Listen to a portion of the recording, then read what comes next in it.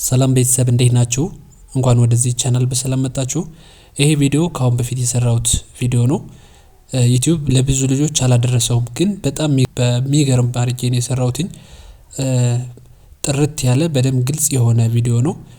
አማርኛን በእንግሊዘኛ ለመማር ወሳኝ ቪዲዮ ነው ብዬ አስባለሁ። ስለዚህ ይሄን ቪዲዮ በደንብ ተከታተሉ እስከ መጨረሻው። ሁላችሁም ላይክ እና ሰብስክራይብ በማድረግ ጀምሩ። ግን አይታችሁ ካልገባችሁ ግን በዚህ ስልክ ደውላችሁ አግኙኝ፣ በቀጥታ መማር ትችላላችሁ በግል። ኦኬ። ስለዚህ ከመጀመሪያው ስንጀምር ሀ ብለን ነው የምንጀምረው። ካሁን በፊትም ሰርቼላችኋለሁ፣ ነገር ግን ያልደረሳቸው ልጆች ስለሚኖሩ ለነሱ ይጠቅማቸው ዘንድ ብዬ ነው። ኦኬ። ሀ ኤች ኤ ነው በእንግሊዘኛ ኤች እና ኤ። የመጀመሪያዋ ተነባቢ ትባላለች፣ ሁለተኛዋ ደግሞ አናባቢ ወይም ደግሞ የመጀመሪያዋ ኮንሶናንት ትባላለች ኤች፣ ሁለተኛዋ ቫውል ትባላለች በእንግሊዘኛ ህግ ማለት ነው። ስለዚህ ሀ ስንል ኤች ኤ ነው የምናደርገው፣ ሁ ስንል ኤች ዩ ነው የምናደርገው፣ ሂ ኤች አይ ነው፣ ሀ ኤች ኤ፣ ሄ ኤች ኢ። ኦኬ። ህ ስንል ደግሞ ኤች ብቻዋን፣ ሆ ኤች ኦ። ከዚህ ላይ አሁን እስከ መጨረሻው የምታዩት ነገር የምነግራችሁ ነገር መያዝ ያለባችሁ። ለምሳሌ ለሀ የምንለው ኤችን ብቻ ነው የምትይዙ ማለት ነው። ኤችን መያዝ ከቻላችሁ ቫውሎቹ ኮመን ናቸው። ለምሳሌ ከመጀመሪያው ላይ የምንጨምራቸው ኤ ናት፣ ያው ከሀ በስተቀር። ሀ በአራተኛ ስለሚጀምር ድምፁ ኤን እንጨምራለን ማለት ነው። ከዛ ውጭ ላሉት ወደ ታች የምናያቸው ሆኖ የመጀመሪያው ላይ ኢ ነው የምንጨምረው፣ ሁለተኛው ላይ ዩ ነው የምንጨምር፣ ሶስተኛ ላይ አይን እንጨምራለን፣ አራተኛ ኤን እንጨምራለን፣ አምስተኛ ኢን እንጨምራለን፣ ስድስተኛ ደግሞ ምንም ነገር የለም፣ ኮንሶናንቱ እንዳለ ይቀመጣል ማለት ነው። መጨረሻ ላይ ሰባተኛ ኦን እንጨምራለን ማለት ነው። ስለዚህ አንዱን ከያዛችሁት የለን ቤተሰብ ለምሳሌ ቫውሎቹን አንዴ ከያዛችኋቸው የመጀመሪያ ላይ ማን ይጨምራል፣ ሁለተኛ፣ ሶስተኛ የሚለውን መያዝ ብቻ ነው። ከዛ በኋላ በዛ መንገድ እና መያዝ የሚጠበቅባችሁ የመጀመሪያውን ወይም ኮንሶናንቷን ተነባቢውን ማለት ነው። እሱን ነው መያዝ ያለባችሁ። ለምን ሀ ስንል ኤች ኤ ለምን ኤ ሆነ ለምትሉ ሀ ብለን ስንጀምር ሀ አራተኛው ላይ ነው። ምክንያቱም ሀ ሁ ሂ ሃ። አሁን ይሄ የመጀመሪያው ድምፅ እና አራተኛው ድምፅ ተመሳሳይ ነው። ሀ አይደለም የሚለው። ለምሳሌ ለ ስንል አሁን እስኪ ለን እንየው ማለት ነው በደንብ ግልጽ እንዲሆንላችሁ።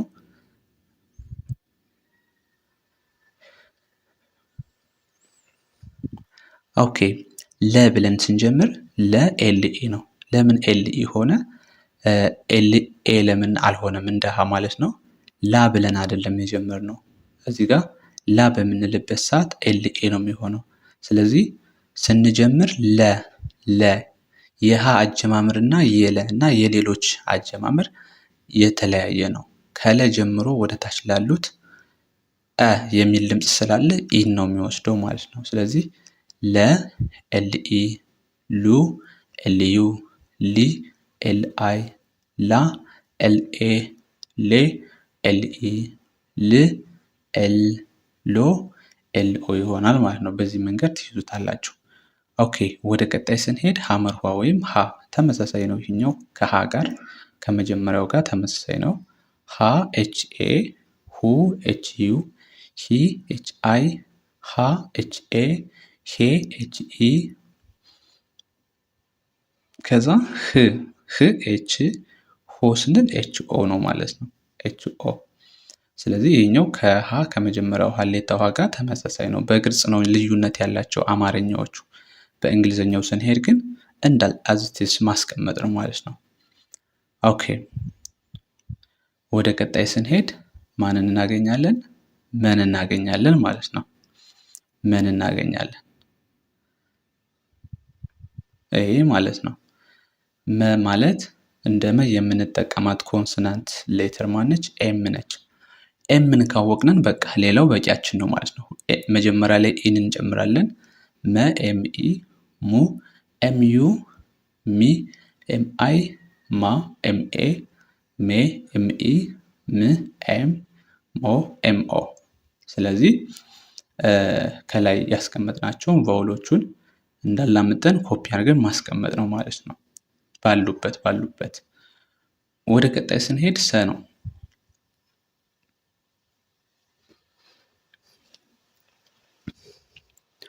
ኦኬ ሰን በምናይ ሰዓት ሰ ማለት ኤስኢ ነው።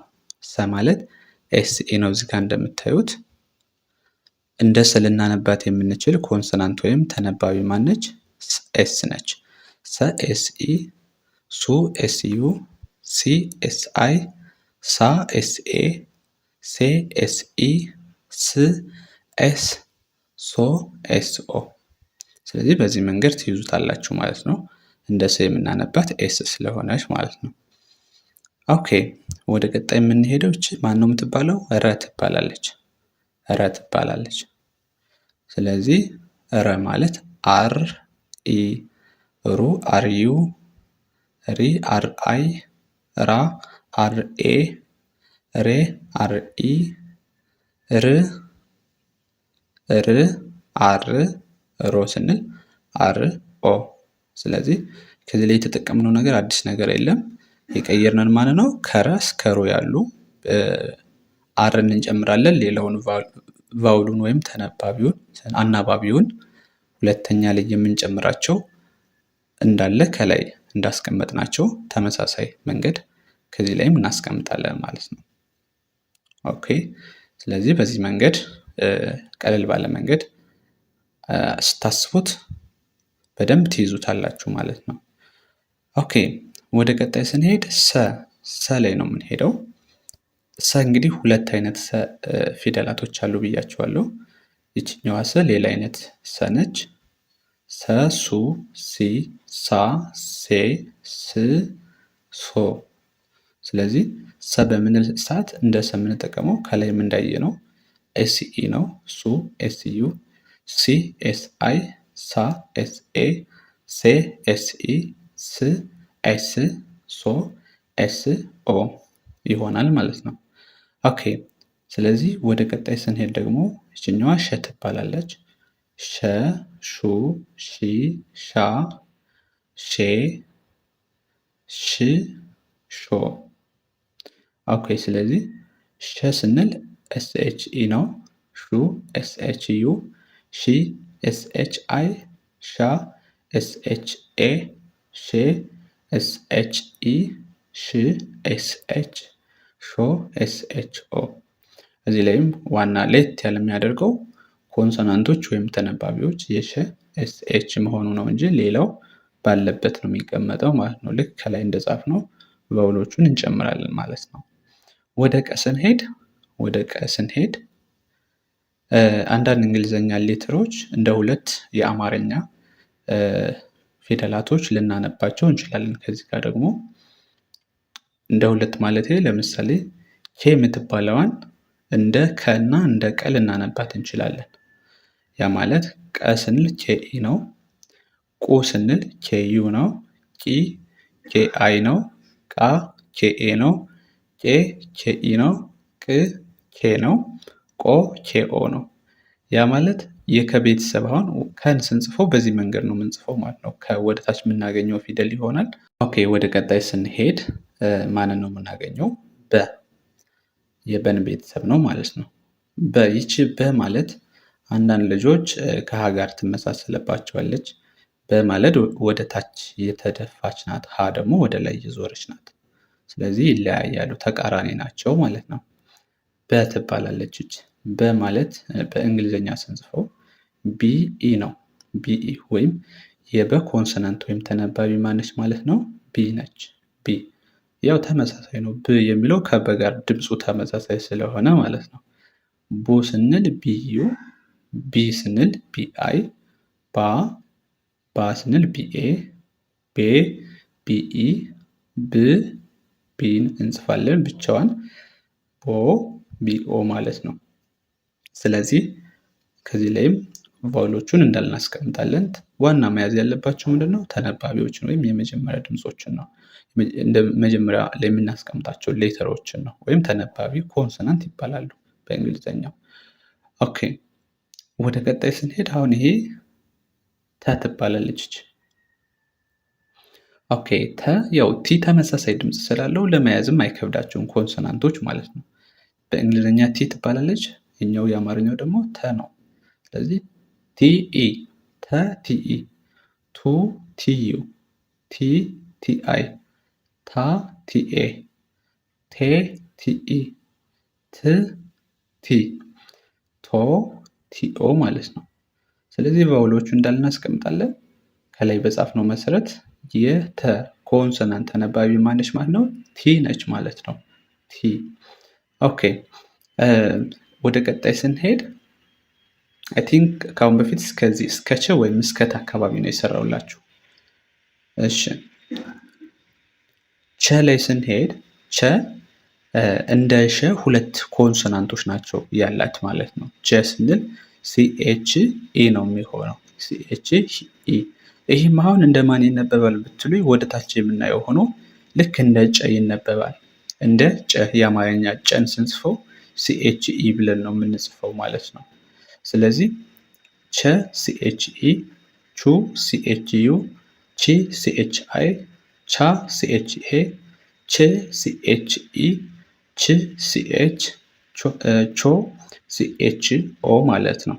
ኦኬ ወደ ቀጣይ ስንሄድ ይቺ ሀ ትባላለች። ከዚህ በታች አልሰራውላችሁም ይመስለኛል። ይቺ ሀ ትባላለች። ሀ እንግዲህ ሶስት አይነት ሀ አለ። ከአሁን በፊት ሁለቶቹን ሀ አይተናል። ሀሌታ ውሃ እና ሀመር ውሃ ማለት ነው።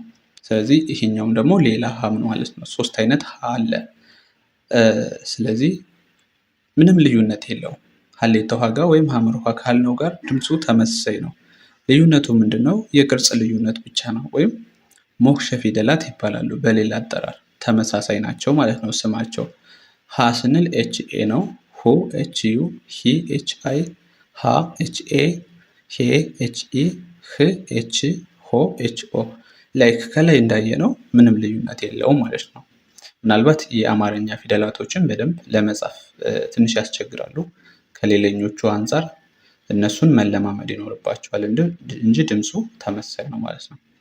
ኦኬ ወደ ቀጣይ ስንሄድ ይችኛዋ ነ ትባላለች። ነ። ኦኬ ነ ስንል የነ ተነባቢ ወይም ኮንሶናንት ኤን ነች። ኤን ነች። ስለዚህ ነ ኤን ኢ፣ ኑ ኤን ዩ፣ ኒ ኤን አይ፣ ና ኤን ኤ፣ ኔ ኤን ኢ፣ ን ኤን፣ ኖ ኤን ኦ።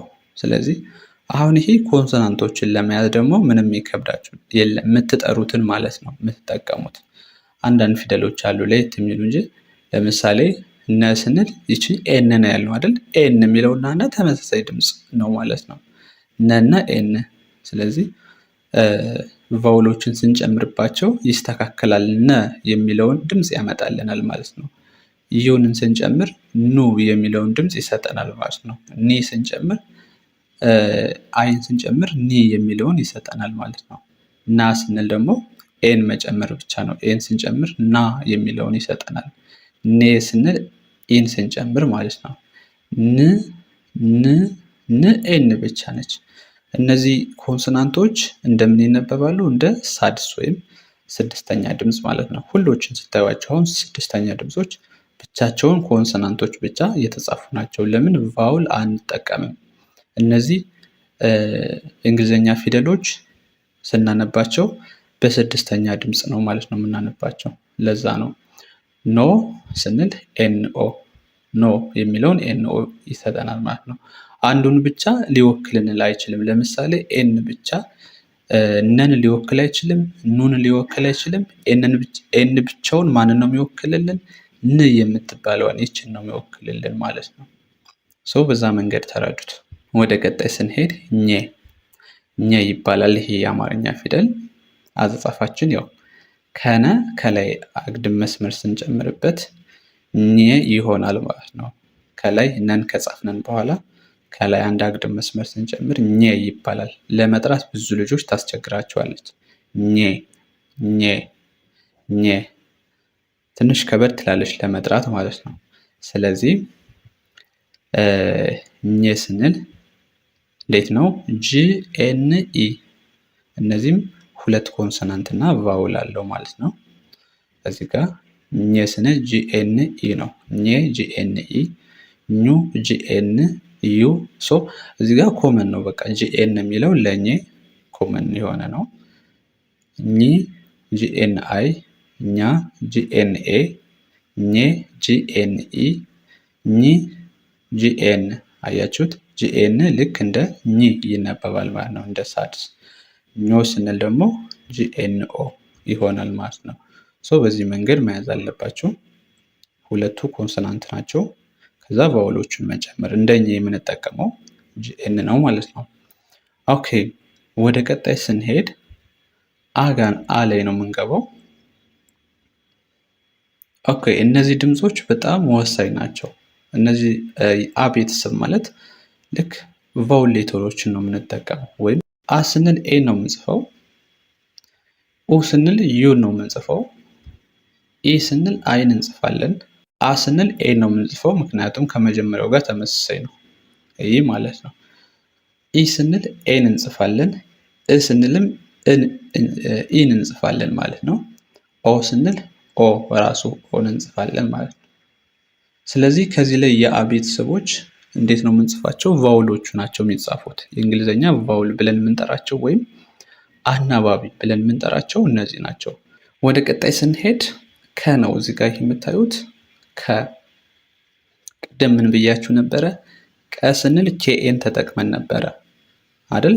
ስለዚህ ከ ስንልም ኬኢን እንጠቀማለን። ልክ ቁ ስንል ኬዩን ጽፈን ነበር። ኩ ስንልም ተመሳሳይ ኬዩ። ቂ ስንል ኬኤ አድርገን ነበር። ኪም ተመሳሳይ ነው ማለት ነው እያለ ካ ኬኤ፣ ኬ ኪኢ፣ ክ ኬ፣ ኮ ኬኦ።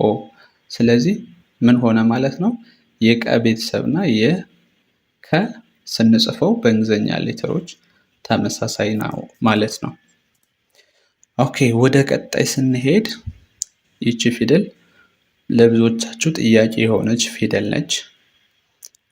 ነገር ግን ቀላል አድርጋችሁ መያዝ ትችላላችሁ። ይቺ ፊደል ልክ እንደ ሀ ቤተሰብ ነው የምትነበበው፣ እንደ ሀ ቤተሰብ። ነገር ግን ልዩነት ያላት የት ላይ ነው? የመጀመሪያው ላይ ነው። የመጀመሪያዋ ላይ ነው። ሀ ብለን ስንጀምር ኤች ኤ ነበር የምናደርገው። ይሄ ግን የምንጀምረው ማን ብለን ነው? ሀ። ሀ ልክ እንደ ሌሎቹ ለ ስንል አሁን አህ የሚል ድምፅ አለ። ሀ ስንልም አህ የሚል ድምፅ አለ። ስለዚህ ሀ ስንል ማን ነው የምንጠቀመው? ኤች ኤ ነው የምንጠቀመው። ለሀ ቤተሰብ ማንን ነበር ያደረግነን? ኤች ተመሳሳይ ነው ኮንሶናንቱ፣ ነገር ግን ኤን ነበር የተጠቀምነው ማለት ነው። ሀ ስንል ኤን፣ ምክንያቱም ከአራተኛው ጋር ተመሳሳይ ስለሆነ። ሌላው ግን ከሀ ጋር እንዳለ ኮፒ ነው የምታደርጉት፣ ተመሳሳይ ነው።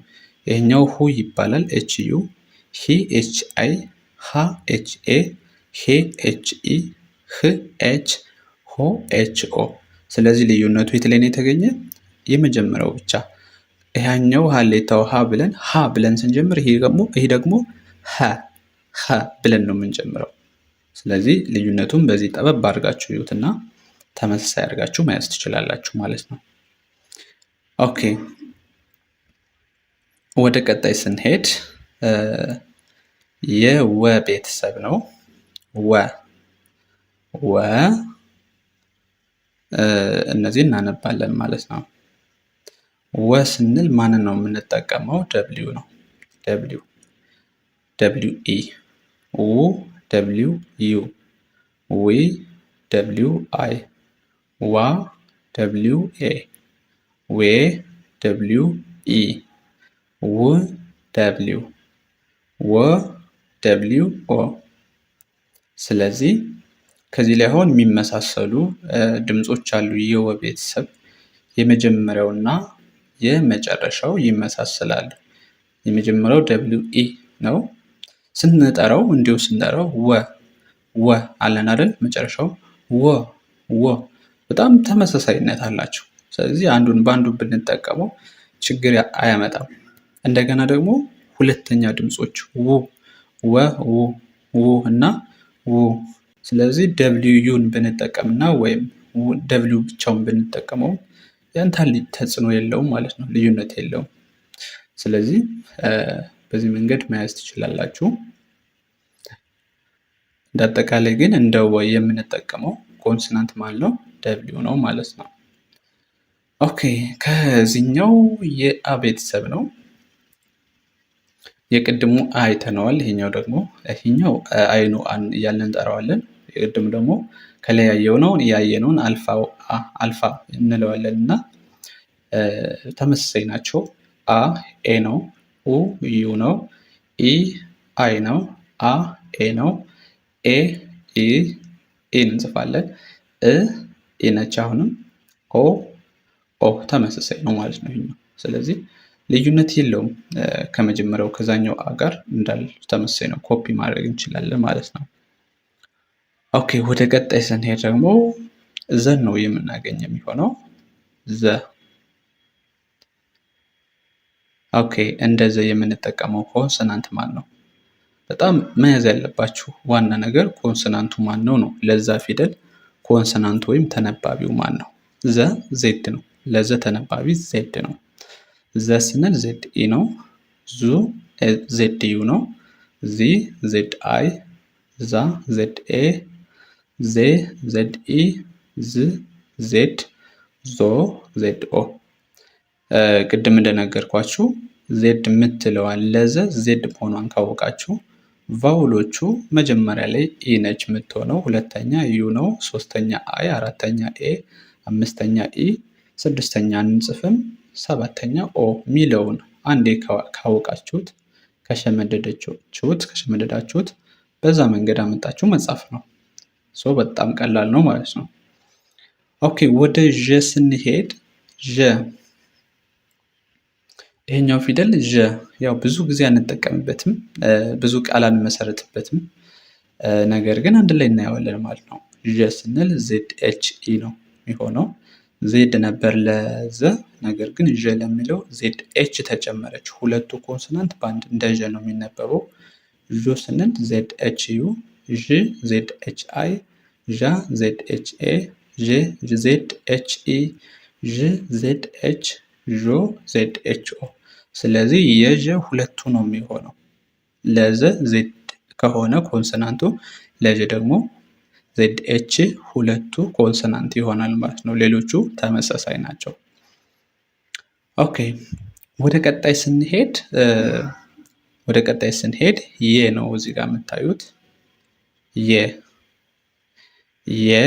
ዋይ ኤ፣ ዩ ዋይ ዩ፣ ይ ዋይ አይ፣ ያ ዋይ ኤ፣ የ ዋይ ኢ፣ ይ ዋይ፣ ዮ ዋይ ኦ። ከዚህ ጋርም ልክ እንደወ ለምሳሌ የመጀመሪያዋ የ እና አምስተኛዋ የ ያንታ ልዩነት የላቸውም፣ ተመሳሳይ ናቸው ማለት ነው። ከዛ ደግሞ ሶስተኛው ይ እና ስድስተኛው ይ ተመሳሳይ ድምፅ ነው ያላቸው፣ ያንታ ልዩነት የላቸውም ማለት ነው። ስለዚህ ብትጠቀሙት የትኛውንም ክፋት የለውም ማለት ነው። ስለዚህ በዚህ መንገድ ለየ ዋይን እንደሆነ የምትጠቀሙት ማወቅ አለባቸው ማለት ነው። ይህ የሚለው ዋይ የምትለውን ኮንሶናንት ነው የምትጠቀሙት ማለት ነው። ሌላውን እንዳልባለበት ታስቀምጣላችሁ፣ ቫውሎቹን ወይም አናባቢዎቹን ማለት ነው። ኦኬ ወደ ቀጣይ ስንሄድ እንግዲህ እንዳይደክማችሁ፣ ከደከማችሁ ደግሞ ቪዲዮውን አቁማችሁ በሚመቻችሁ ሰዓት መልሳችሁ ማየት ትችላላችሁ። ካልገባችሁ ደግሞ ደጋግማችሁ ማየት አለባችሁ። ይህ ሙሉ የአማርኛ ፊደላቶች ስለሆኑ ከዚህ ውጭ ሌላ ልትሄዱ አትችሉም። ይህንን ነው የምታነቡት በአማርኛም በእንግሊዝኛም ቢሆን ማለት ነው። ስለዚህ በደንብ እስከ መጨረሻው ትኩረት ሰጣችሁ መከታተል አለባችሁ ማለት ነው። ታዲያ ላይክ ያላረጋችሁ ልጆች ካላችሁ አሁኑኑ ላይክ አድርጉ። ለምን? ያው ለብዙ ልጆች እንዲያደርሳቸው ዩቲዩብ ማለት ነው። ምንም ክፋት ስለሌለው ላይኳን ንኳት። እሺ ቀጣይ ማን ነው ያልኳችሁ? ደ ማለት እንደ ደ የምንጠቀመው ኮንሶናንት ዲ ነው። ዲ ተመሳሳይ ነው ብያቸዋለሁ። አንዳንዶቹ ናቸው እንጂ ዲ ደ ይመሳሰላል። ስለዚህ ለመያዝ ራሱ እንደ ደ የምናነበው ማን ነው ይሆን ብላችሁ ብዙ አታስቡም ማለት ነው። ድምፆቹ ይነግሯቸዋል። ደ ዲ ነች፣ ዲ ኢ፣ ዱ ዲ ዩ፣ ዲ ዲ አይ፣ ዳ ዲ ኤ፣ ዴ ዲ ኢ፣ ድ ዲ፣ ዶ ዲ ኦ። ስለዚህ ቫውሎቹን ከላይ እንደተጠቀምናቸው ከዚህም አምጠን እናስቀምጣቸዋለን። ዋናው ቋሚ ግን መሰረቷ ግን ማናት? ለደ ዲ ነች ማለት ነው። ለደ ዲ ነች ማለት ነው። ኦኬ በጣም ጥሩ።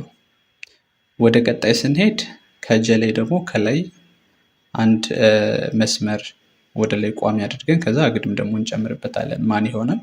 ጀ ይባላል ማለት ነው። ይሄኛው ጀ አይደለም፣ ጀ ሳይሆን ጀ ጀበና ብለን ለመጥራት እንጠቀምበታለን።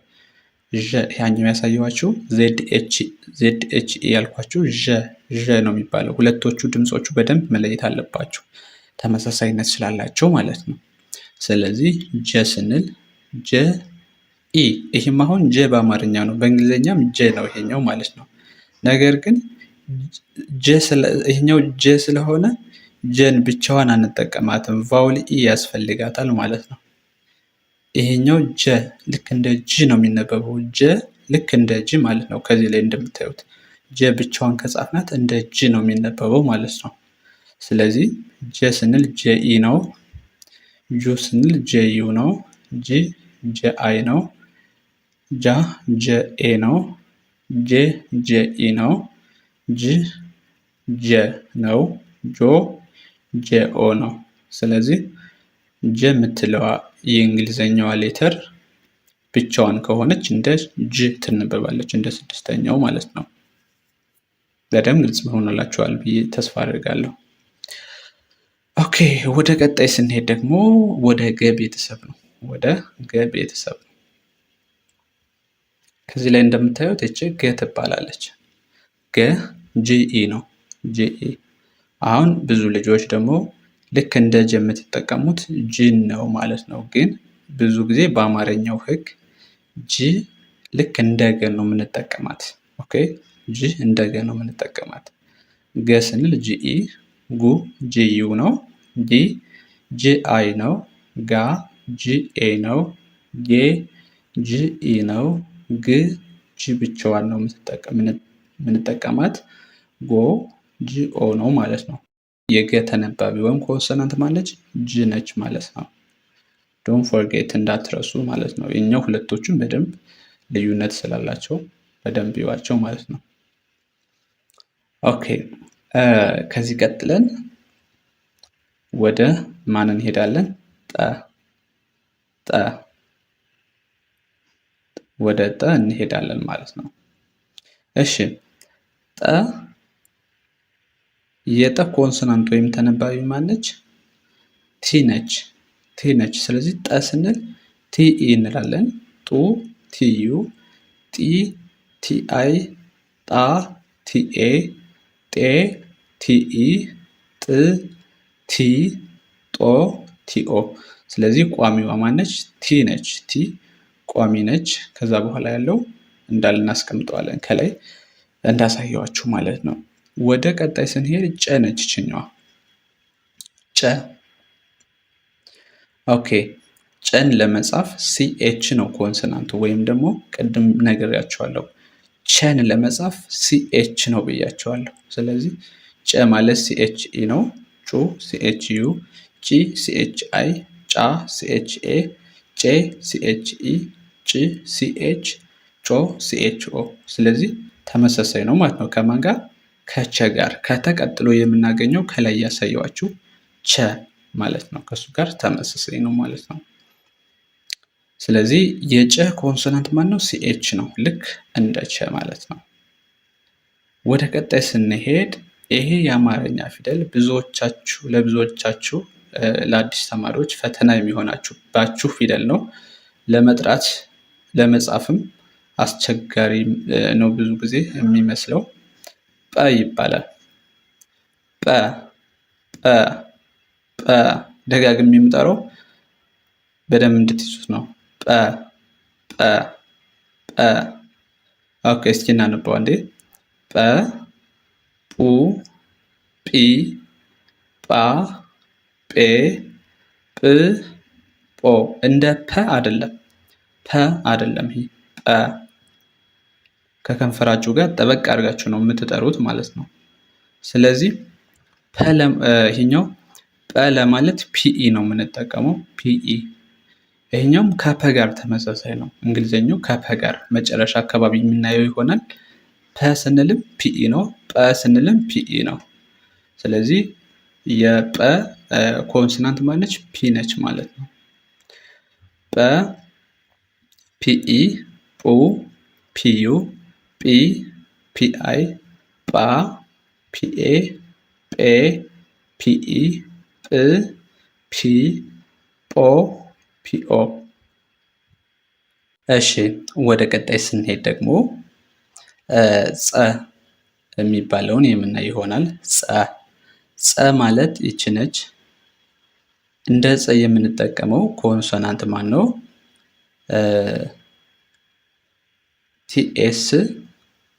ቲኤስ ይሆናል ማለት ነው። ኮንሶናንቱ ቲኤስ ማለት ነው።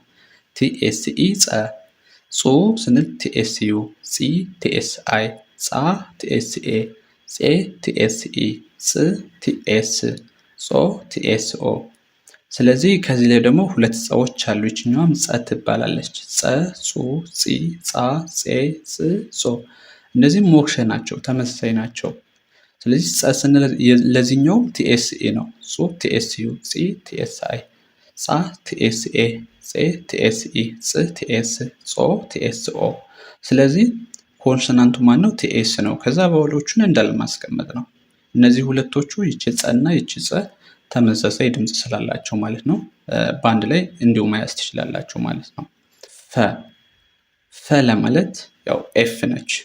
ፈ ኤፍኢ፣ ፉ ኤፍዩ፣ ፊ ኤፍአይ፣ ፋ ኤፍኤ፣ ፌ ኤፍኢ፣ ፍ ኤፍ፣ ፎ ኤፍኦ ማለት ነው። ስለዚህ ኮንሶናንቱ ወይም ተነባቢው ለፈ ማነው? ኤፍ ነች ማለት ነው።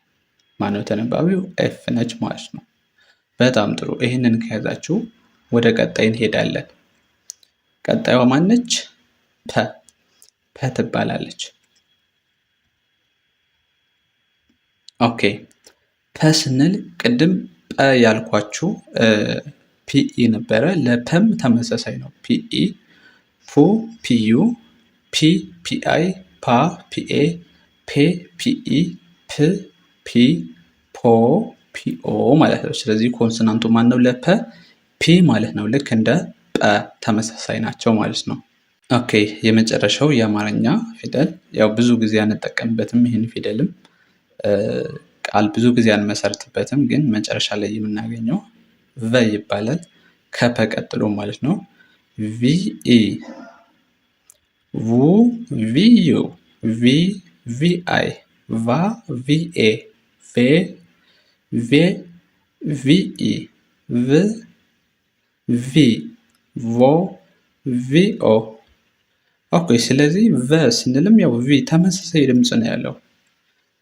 ለመያዝ አስቸጋሪ አይደለም። ኮንሶናንቱ ቪ ይባላል፣ ለቨ ቪ ይባላል ማለት ነው።